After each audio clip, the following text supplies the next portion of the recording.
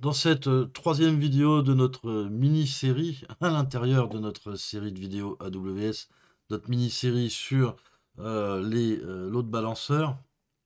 Donc je suis resté sur la page du load balancer de la vidéo précédente et je vais vouloir créer une nouvelle machine. Je vais donc retourner dans Instance. Là je vois ma machine qui est donc reliée au load balancer. Il m'en faut une autre.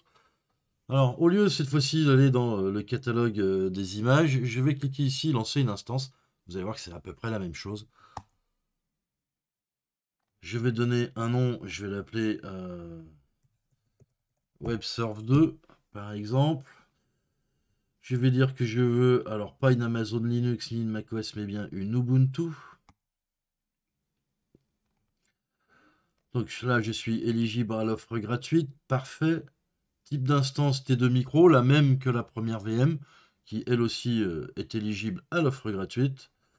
Paire de clés, bah, c'est les paires de clés SSH. Et tant qu'à faire, on va utiliser la même, on peut réutiliser la même clé SSH pour plusieurs ressources, quoi que ce soit. Nous, en l'occurrence, c'est deux machines virtuelles. Donc, je clique sur la petite flèche là et voilà la clé donc qu'on avait créée en même temps que la première machine. Je la réutilise pour cette machine-là. Ensuite, les paramètres réseau. Les paramètres réseau, bah, je ne vais pas créer un nouveau groupe de sécurité.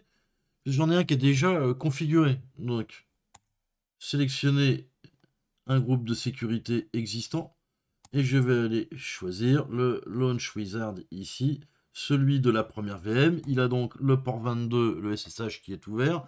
Il a le port 80 qui est ouvert aussi. Parfait, c'est ça qu'on va utiliser. Le stockage, je laisse par défaut. Et par contre, on va aller dans détail avancé. On avait vu brièvement cette section. Alors, il y a tout un tas de réglages, mais je vais aller tout en bas pour les données utilisateurs. C'est ce qu'on appelle un fichier cloud config et ça va nous servir à scripter des choses dans la VM qui seront exécutées lors de sa création. Par exemple, on va scripter apt update, upgrade, on va scripter l'installation d'Apache, le démarrage du service Apache et une petite vérification. C'est donc ce qu'on appelle un fichier cloud config. C'est un grand classique des VM dans le cloud. Euh, c'est une spécificité Linux. On ne peut pas faire de fichier cloud config pour des machines Windows. On fait autrement pour des machines Windows. Donc le fichier cloud config, ça appartient au monde Linux. Et on a cette fonctionnalité-là. On la retrouve dans Azure. On la retrouve donc dans AWS. Pas de problème, c'est encore une fois un grand classique de la création de VM dans le cloud. Alors, un fichier cloud config, ça commence toujours par dièse, point d'exclamation. Donc je tape dièse, point d'exclamation. Slash bin et slash bash. Parce que je suis sur de l'Ubuntu avec bash comme shell. Et donc, dièse, point d'exclamation, slash bin, slash bash, sans espace, sans rien, tout attaché. Je vais à la ligne et là je vais pouvoir commencer à mettre mes commandes. Donc du grand classique, apt update. Mais si je fais apt update tout court, il va normalement il doit me demander une confirmation. Donc je vais lui dire -y, comme ça il n'y a pas besoin de confirmation et il va pouvoir faire l'update et passer à la commande suivante. Apt upgrade par exemple. Pareil, -yes. Ensuite, une fois qu'on a fait update et upgrade, on va pouvoir faire l'installation d'Apache. Apt install Apache 2 et -y aussi, toujours pour pas que... Parce que sinon la demande de confirmation, elle stoppe le script, donc c'est pas ce qu'on veut. Ensuite, démarrer le service. Donc service Apache 2 start. Apache 2 tout attaché, encore une fois, start. Et puis, normalement, un fichier cloud config, ça se termine toujours par un check config. Il va vérifier que tout s'est bien passé avant de lancer la VM.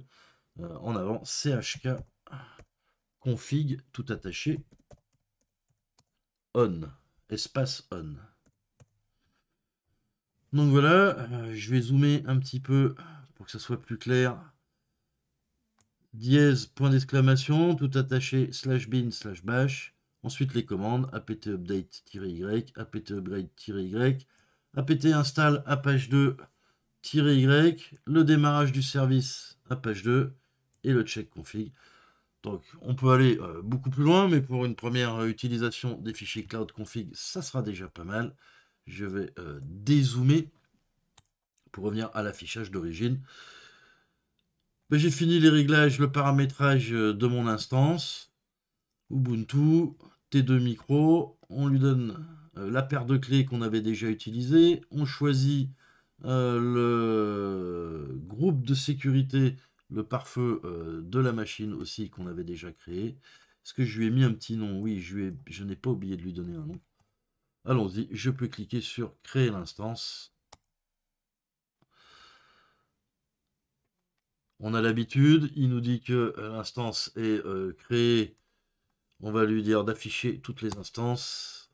Et on peut parier qu'elle est en attente. Je vais donc mettre ce film en pause le temps que la machine soit en cours d'exécution.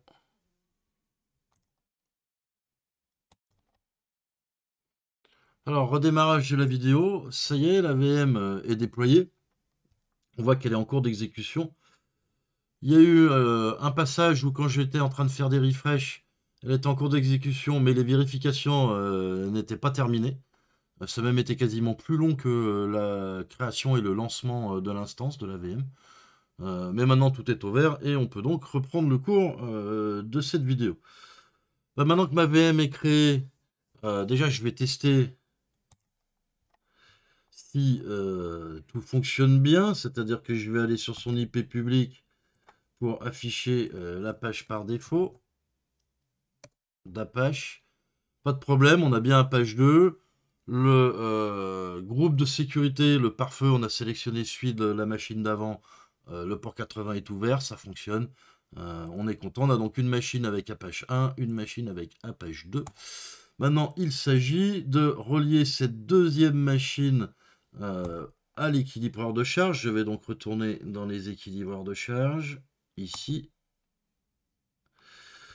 Le load balancer WebLB, il est là, je rentre dedans. Et il va falloir que j'aille voir le groupe cible. Alors, je peux faire ça depuis, je pense, ici, serveur Apache. Et oui, et là, je vois donc que je n'ai qu'une seule machine dedans. Je vais donc essayer d'ajouter ma deuxième machine là-dedans. Donc, enregistrer des cibles. Et là, j'ai la liste de toutes mes VM. Alors, Web Server 2, et la serveur Web 1 et Web Server 2. Donc, c'est celle-là qu'on veut inclure comme étant en attente. Elle est bien en attente, pas de problème. Je vais enregistrer les cibles en attente. Et retour. Alors, encore une fois, il me dit que ça y est, c'est fait. On se méfie toujours un petit peu. Je vais revenir sur la page de l'équilibreur de charge. Alors, il me l'ouvre encore dans un nouvel onglet. Si je rentre dedans, je reviens là pour vous montrer. C'est vraiment le petit lien qui est ici, là, serveur Apache, qui m'a permis de retourner vers le groupe de cible. C'est un peu alambiqué, mais bon, c'est comme ça. Puis une fois qu'on a l'habitude, ça va, il n'y a pas de problème. Donc, bah maintenant, on va attendre que le groupe de cible, donc, et à chaque fois, il m'ouvre un nouvel onglet, soit avec les deux machines, voilà. C'est ça qu'il faut attendre, c'est que les deux machines soient marquées comme Healthy. Healthy, si je traduis, ça veut dire en bonne santé. Et donc, on a vu tout à l'heure, le répartiteur de charge, il vérifie l'état des machines qui lui sont connectées, et il n'envoie pas de demande de connexion à une machine qui n'est pas marquée comme étant Healthy. Maintenant que les deux ont été vérifiés, leur état a été vérifié par le répartiteur de charge, et que pour lui, les deux, il les considère comme étant en bonne santé, il va pouvoir répartir les demandes de connexion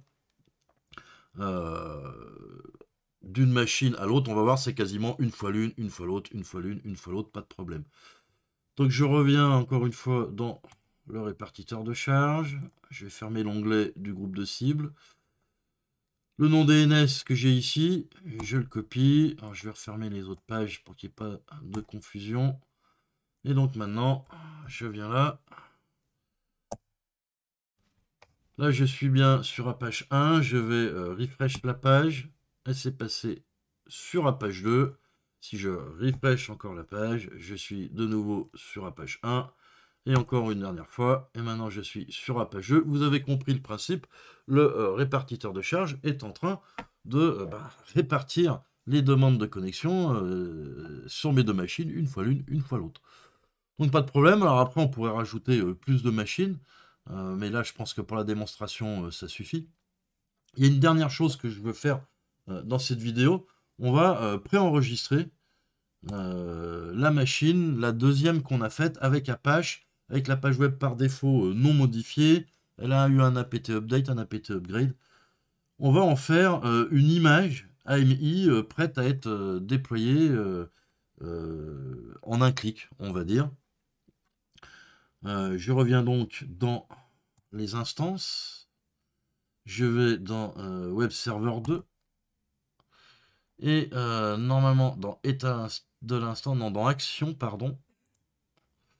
Se connecter, mise en sécurité, surveiller image et modèle. Voilà, je clique dessus. Et je vais dire créer une image. Ça va me créer une image que j'aurai dans le catalogue des AMI, là. En avant, c'est parti. Créer une image. Je vais donc l'appeler Ubu Apache. Description, alors c'est facultatif, mais on va dire Apache 2 installé. Pas de problème. Alors ça, on va laisser tout le reste par défaut. Hein. La taille du volume, c'est la même. Les balises et les instantanés ensemble. Il n'y a pas énormément de réglages. Il n'y a pas de réglage de réseau, etc. C'est une image. Après, il faudra régler à la création de la VM. Donc pour l'instant, je vais créer l'image. Il me dit qu'il est en train de créer cette image. Je vais aller voir si elle est déjà disponible dans les AMI. Catalogue des AMI. Ici, je peux lui demander... Ah bah voilà, on le voit déjà. Mes AMI, il y en a une. Et j'ai donc Ubu Apache. C'est une image prête à être déployée. Évidemment, alors je la sélectionne, je lance l'instance. Et c'est ici, je ne vais pas tout refaire, mais on va pouvoir lui donner un nom, choisir la puissance, la paire de clés, le groupe de sécurité, et ainsi de suite, tous les réglages. Mais la différence, c'est que celle-là, elle a déjà Apache installé et configuré. Voilà, c'est la fin de cette vidéo, et je vous donne rendez-vous dans la suivante.